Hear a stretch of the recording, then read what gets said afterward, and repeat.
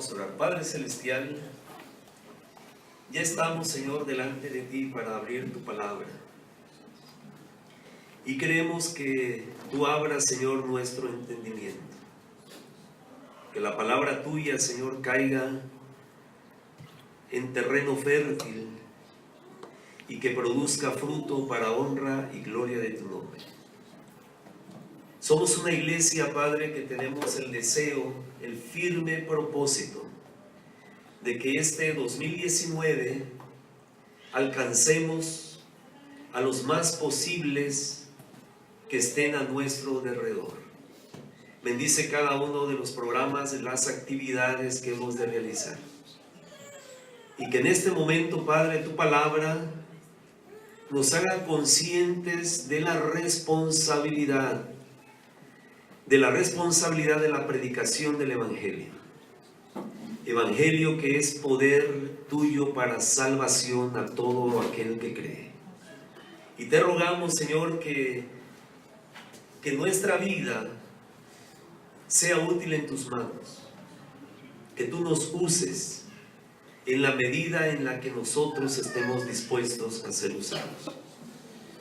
Para que así, Padre, tu reino se extienda en este planeta Tierra y muchas personas sean salvas, sus nombres se escriban en el libro de la vida, que lleguen a experimentar el nuevo nacimiento y así tengan la gloriosa esperanza de una vida eterna allá en tu presencia. Padre, bendice tu palabra, susténtanos con el poder de lo alto, respáldanos con la autoridad de tu palabra y guíanos con tu Santo Espíritu. Te lo pedimos en el nombre precioso de tu Hijo Jesucristo, nuestro Señor y Salvador. Amén. Amén. Tomen asiento, hermanos.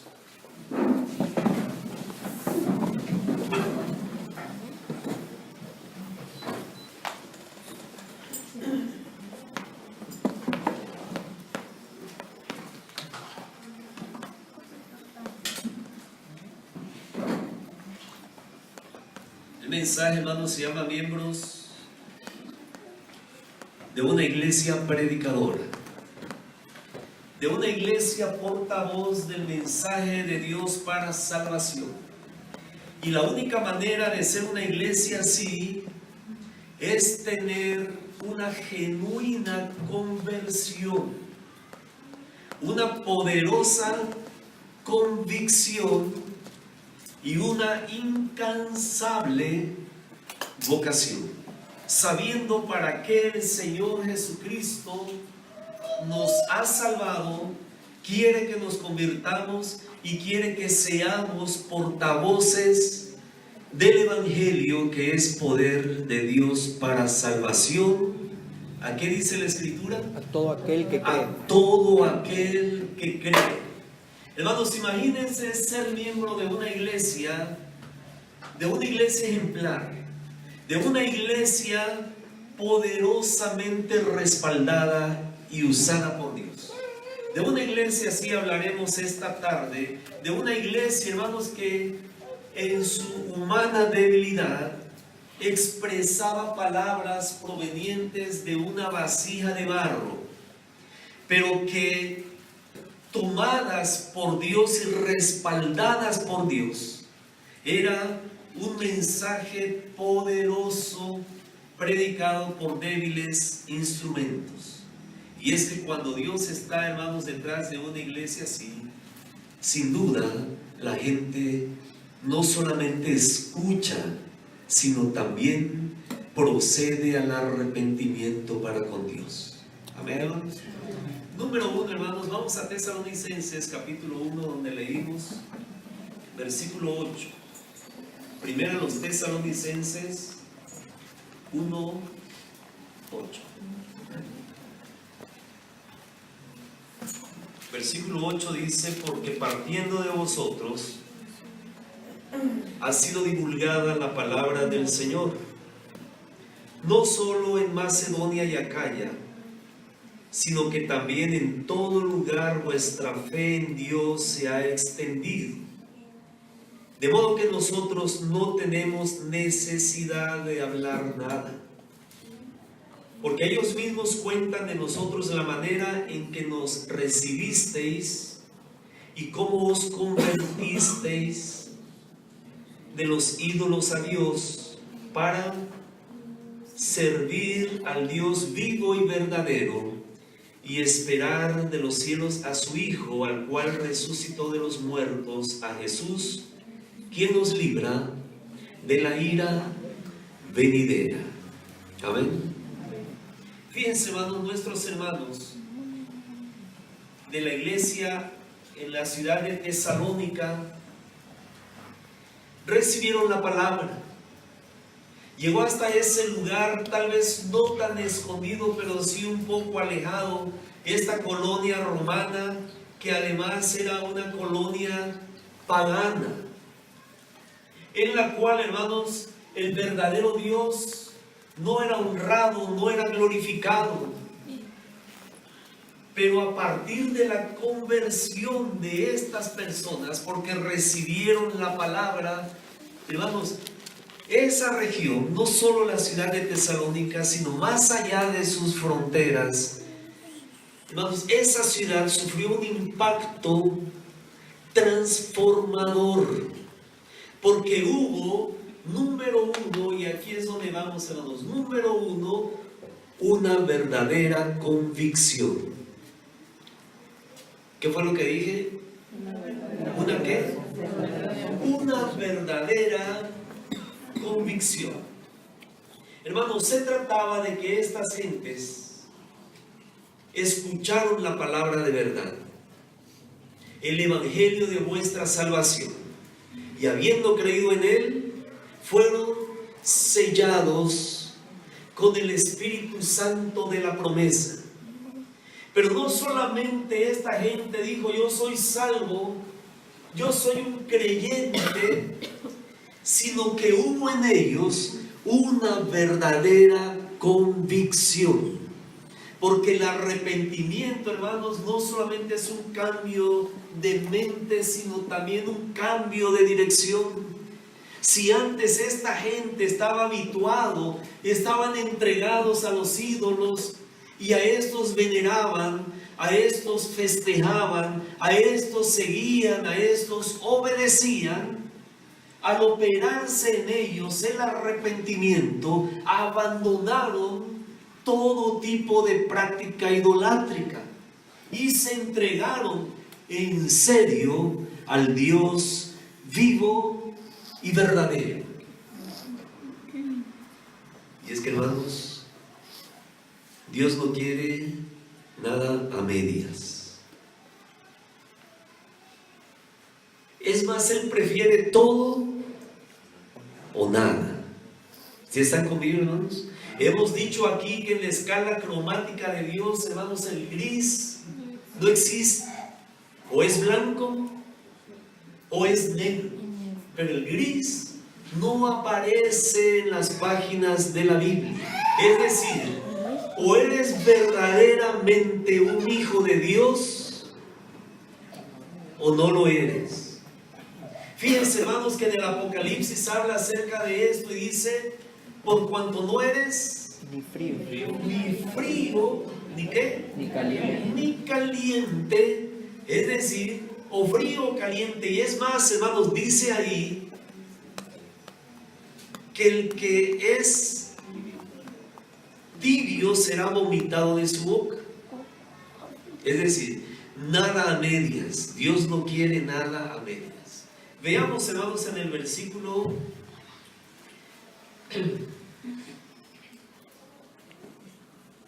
a ver, se me está escondiendo aquí en el 9.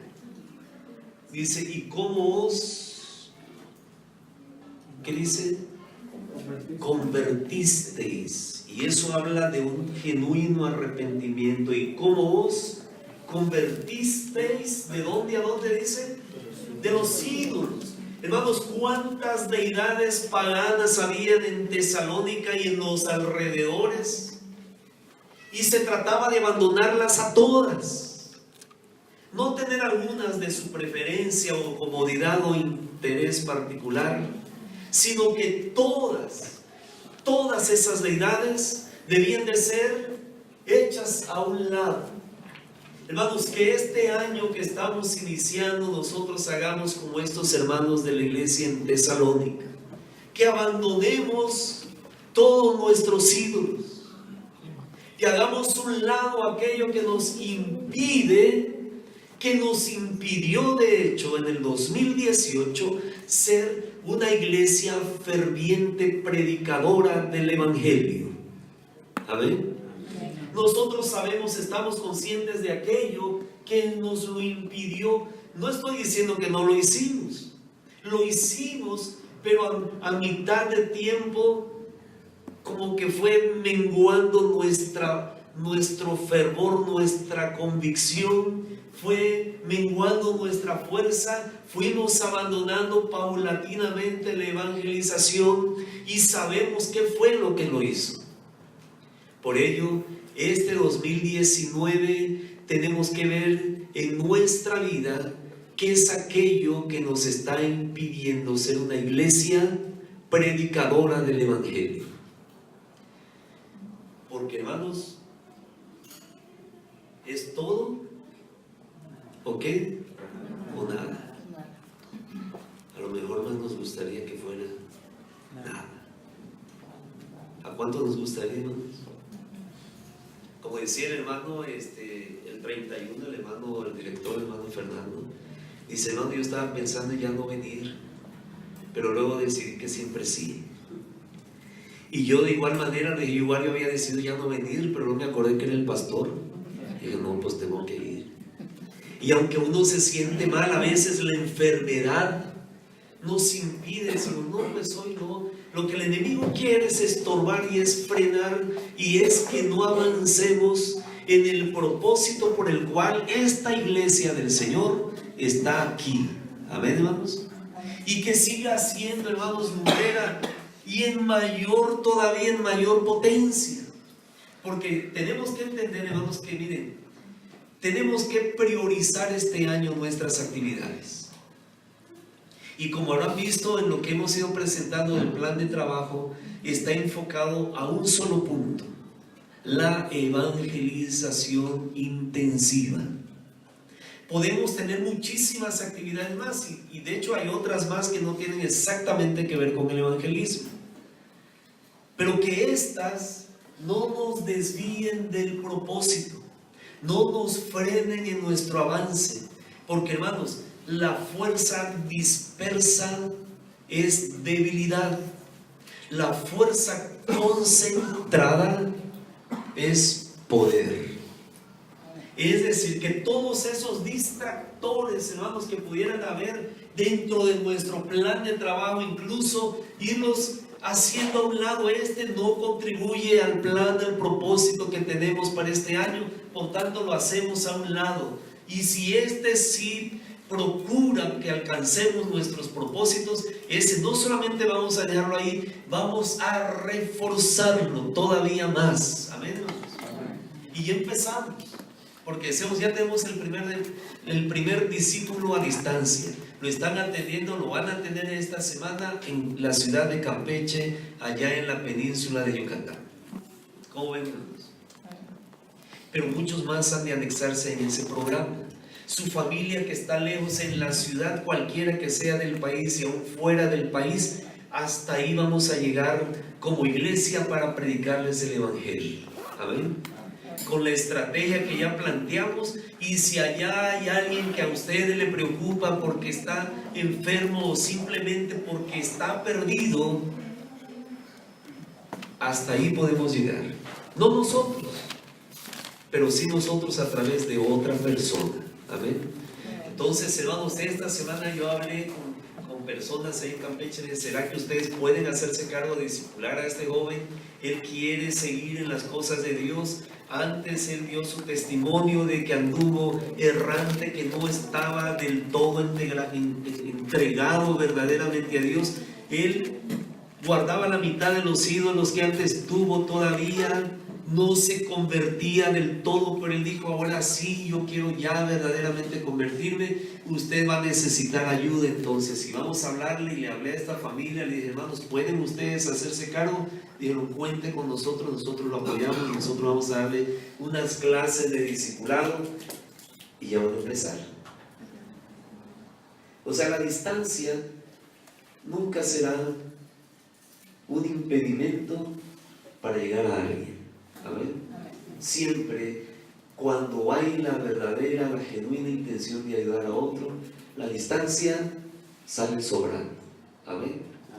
Y para los que están aquí, hermanos, hablábamos de reunir a la familia un día, y ese día vamos a ir con un solo propósito: que escuchen el Evangelio, que es poder de Dios para la salvación. Amén. Nosotros decíamos el domingo pasado, vamos a llenar las tinajas con agua, y el Señor se encargará de convertirlas en vino. Para Él no hay imposibles. Entonces, hermanos, una verdadera conversión se requiere de cada uno de nosotros.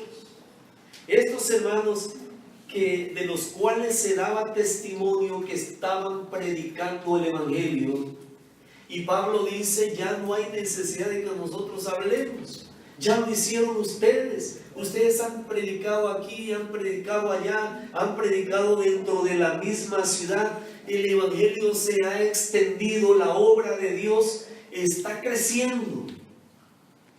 Y él dijo, de manera que ¿a qué vamos nosotros?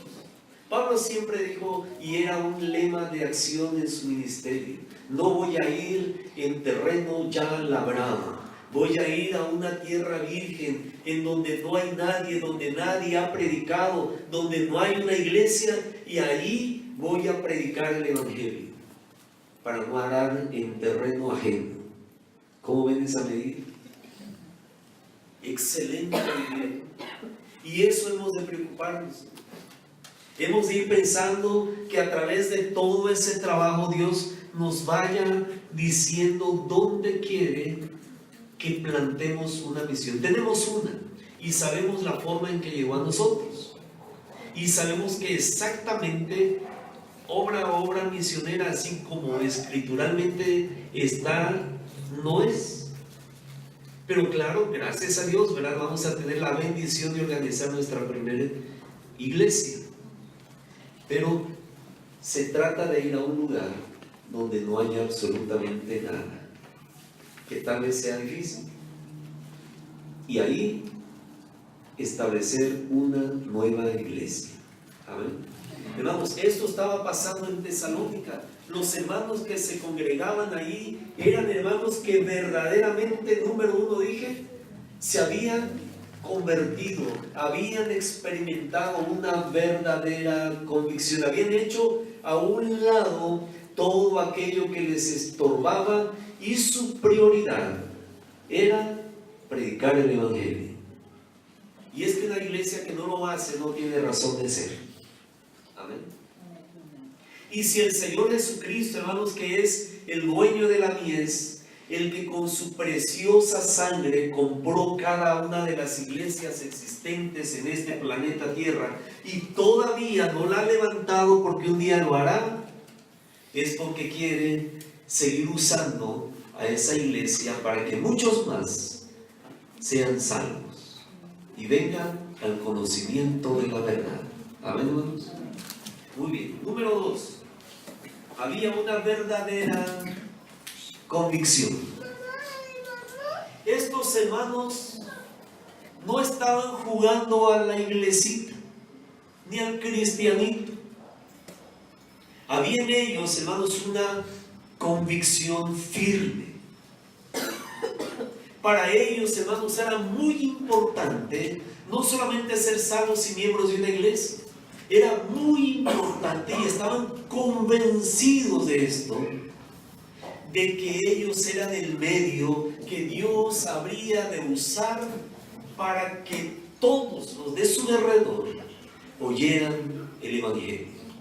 Porque hemos dicho, hermanos, ¿cómo van a invocar el nombre del Señor Jesús, porque dice la Escritura, ¿cómo invocarán? Dice, todo aquel que invocar el nombre del Señor, ¿qué dice? Será salvo. Pero también dice, ¿cómo van a invocar a aquel en el cual no han creído? ¿Y cómo creerán en aquel de quien no han oído? ¿Y cómo oirán sin haber quien les predique? Y dice ahí en los Salmos, hermanos, benditos los pies de aquellos que anuncian la paz, que anuncian las buenas nuevas. Hermanos, ellos estaban convencidos de que si no eran ellos salvos, regenerados, con una esperanza eterna, con su nombre en el libro de la vida, si no eran ellos, nadie más haría la labor de la evangelización. Estaban convencidos de eso. Y de esto tenemos que convencernos también nosotros. Porque hemos oído la palabra de Dios. Amén, hermanos. ¿La hemos oído? La hemos entendido también. Amén. La hemos creído. La hemos abrazado y permanecemos en ella. Pero es necesario estar convencidos que si nosotros no hablamos, las piedras hablarán. ¿Sí estamos, hermanos? ¿Qué fue lo que dije? ¿Hablarán las piedras? Pues Dios puede hacerlo. Si la iglesia del Señor Jesucristo guarda silencio, atrapa el evangelio y no lo esparce, se dedica a acumular nada más sin repartir, Dios puede hacer hablar las piedras. Si hizo hablar a una burra, ¿cierto? Y si nosotros calláramos, Él puede hacer que otras iglesias sí hablen. Y la bendición será para ellas, no para nosotros. Y hermanos, sin duda alguna, como dije hace un momento, queremos que Dios bendiga este nuevo año. Que nos bendiga este nuevo año. ¿Saben? Y lo va a hacer Dios. ¿Lo va a hacer Dios, hermanos? Sí. En la medida de que nosotros seamos fieles a Dios. Y como iglesia lo va a hacer en la medida que seamos obedientes a la gran comisión. Amén. Que terminemos este año 2019 con muchos familiares suyos que ahorita están perdidos y son la causa de su preocupación.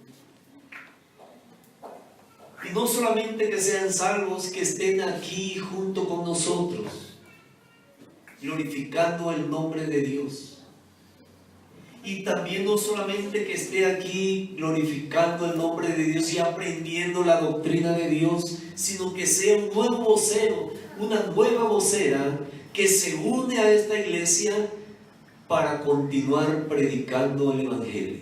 Amén, hermanos. Es decir, que nuestra prioridad este año va a ser evangelísticamente prioritaria.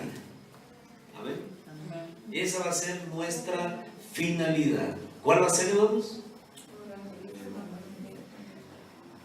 Un énfasis desmedido evangelísticamente. Amén, hermanos. ¿Quién dice? Heme aquí, envíenme a mí. Amén. Ahora, una verdadera convicción. Fíjense, hermanos, estos hermanos dice el versículo 9, ellos mismos cuentan de vosotros la manera en que nos recibisteis y cómo os convertisteis de los ídolos a Dios. ¿Para qué dice? Para servir al Dios vivo y verdadero, para ser usados por Dios, para que Él hable a través de nosotros.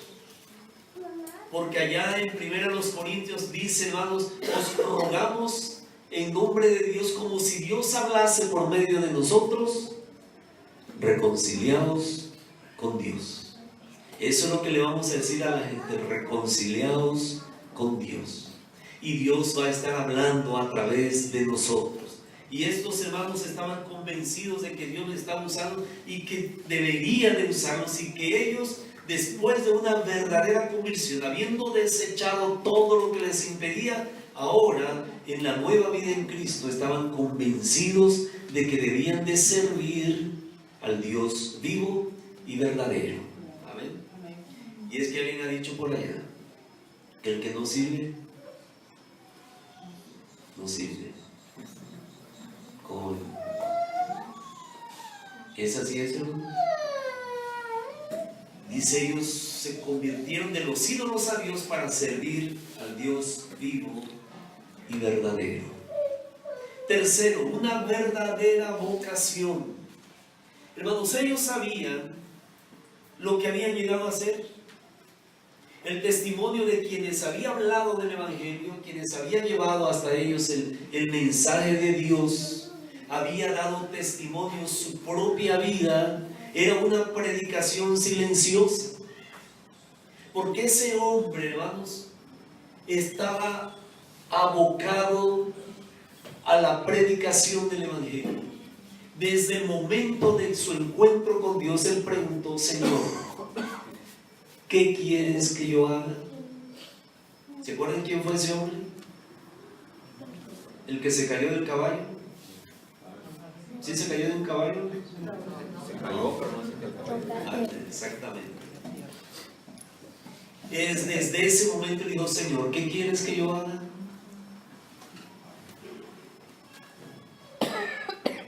Y él le dijo, Dios dijo: este hombre sabrá para qué lo he llamado, para qué lo he escogido, y llevará mi nombre a los gentiles, a los grandes, a los reyes, a los poderosos. Y ese hombre, hermanos, entendió que no había mayor cosa que esa. Su vocación la reorientó, porque era un hombre que antes de su conversión sabemos que era líder. Ese era un hombre recio, era un hombre que aventajaba a los de su religión.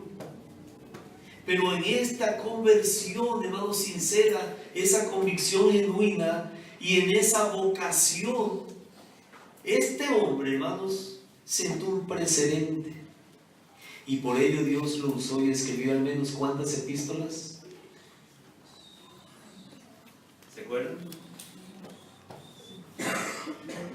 Pablo, ¿cuántas epístolas escribió? 26, 16, por lo menos. Puede ser que fueron 13 o tal vez 14 si le imputamos hebreos. Lo cierto es, hermanos, que este hombre fue usado por Dios en gran medida. Y dice aquí, hermanos, que cuando él fue a ellos, un poquito más atrás en el pasaje, versículo 6, y vosotros vinisteis, ¿a qué dice? A ser imitadores de nosotros y del Señor, recibiendo la palabra en medio de gran tribulación con gozo del Espíritu Santo. Que vinieses a hacer, ¿qué cosa? Ellos dijeron: Pablo llegó hasta nosotros con una verdadera vocación, en una sincera conversión, fuera de toda duda, y una verdadera convicción. Conversión, convicción y vocación. Y ellos dijeron: pues nosotros vamos a hacer así como Pablo. Él llegó hasta nosotros, él vino y nos habló del Evangelio, nos presentó el mensaje que es poder para salvación. Y si vosotros venisteis a ser, ¿qué cosa? Imitadores de nosotros. ¿Y de quién? Y del Señor, que dejó toda su gloria para venir hasta este mundo y dar su sangre como precio de nuestra redención. ¿Qué mejor ejemplo?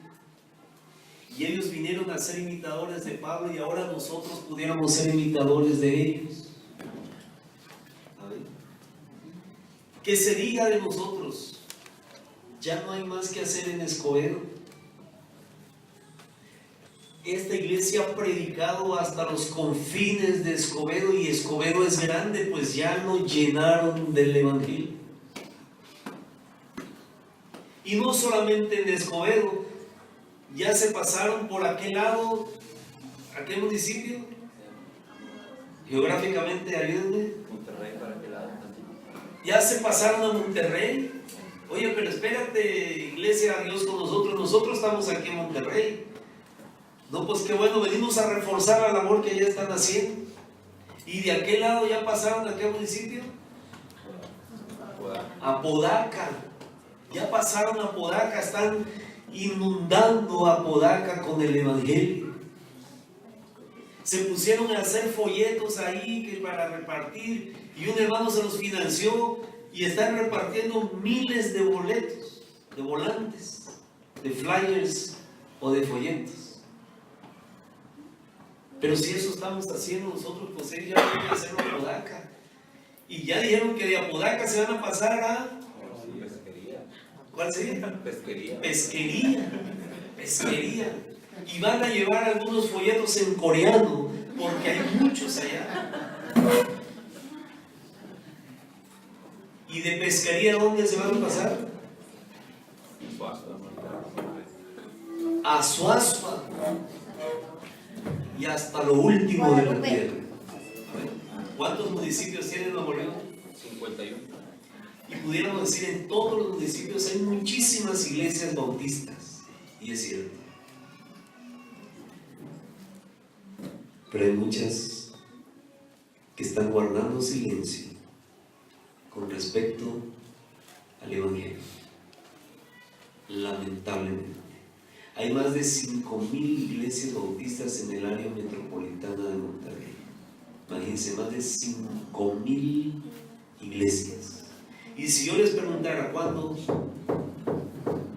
un bautista ha tocado la puerta de su casa con la intención de predicarle el evangelio. ¿Alguien? ¿El año que pasó? ¿Nadie? ¿Y el antepasado? ¿Y el antepasado? En los 4 años que yo llevo aquí, en Nuevo León, una vez. Ah, bueno, sí, exactamente. Y aparte de nosotros, ¿quién ha ido? Pero también bautistas, ¿verdad? Y a eso me refiero. Olvidémonos de las demás denominaciones, es nuestra, y olvidémonos de las demás iglesias bautistas, es nuestra responsabilidad. Amén. Amén, hermanos. Si ellas lo hacen, no va a alcanzar a cubrir nuestra responsabilidad. Y si nosotros lo hacemos, no cubriremos la responsabilidad de ellos. Cada iglesia individualmente ha de cubrir esa responsabilidad. Amén. Entonces, ¿cuántos municipios dijimos? ¿Y cuántos bautistas han tocado su puerta? Y en los 4 años que llevo, una vez fueron de una iglesia bautista.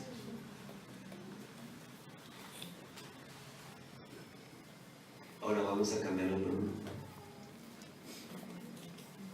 En los últimos 3 años que llevamos de misión de iglesia, ¿cuántas puertas hemos tocado? Nosotros.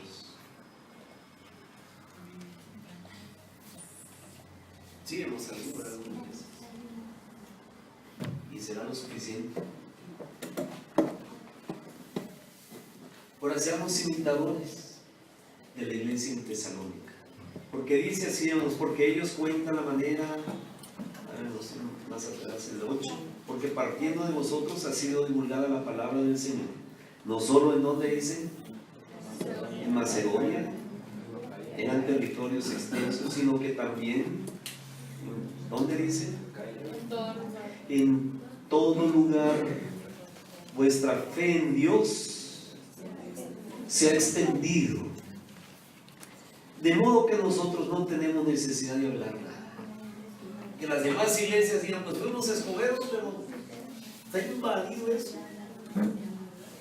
Vámonos a otro lugar. Y que esa necesidad, hermanos, nos empuje a ir más allá, porque dijimos ciertamente nuestra Jerusalén. ¿Nuestra qué? ¿Qué sigue de Jerusalén? Judea. Y no solamente nuestra Judea, sino más nuestra Samaria y hasta lo último de la tierra. Si decimos, ya está muy trillado el campo de Nuevo León, pues vámonos a qué estado está al lado nuestro. Tamaulipas de este lado, ¿no? ¿De qué lado? Para acá, y Coahuila del otro lado, ¿y qué otro? San Luis muy al sur. San Luis, ¿y cuál más? Y hacia el norte, La frontera. Chihuahua, y luego traspasar nuestras fronteras. De manera, hermanos, que digan, pues no tenemos ya nada, así inundado con sus volantes, sus folletos, sus predicaciones, sus campañas. Vamos mejor a otro lado donde no haya. Y eso impulsa a los demás a salir, porque el Evangelio no debe estar concentrado ni encerrado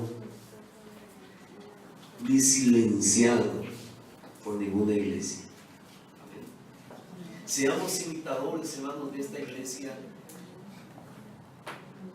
cuyo testimonio ha traspasado fronteras, de ser una iglesia que proclamó al grado que no hubo necesidad de engaños, porque ellos lo estaban haciendo. Amén. Pónganse en pie, hermanos. No seamos egoístas, compartamos nuestra fe. Hermanos, si nos gloriamos de ser salvos, de tener en Cristo Jesús la salvación de nuestra alma, si tenemos una esperanza eterna, una gloriosa esperanza, hermanos, si nosotros decimos tener una sana doctrina, una buena doctrina, es necesario compartir con los demás, que ellos no solo sean salvos, sino que vengan al conocimiento de la verdad. Prediquemos entonces, compartamos nuestra fe, porque dice: la fe de vosotros en Dios se ha esparcido, que así sea también con nosotros. Amén. Padre Celestial, una vez más invocamos tu nombre y te damos gracias por la salvación tan grande que en tu Hijo Jesucristo nos has dado.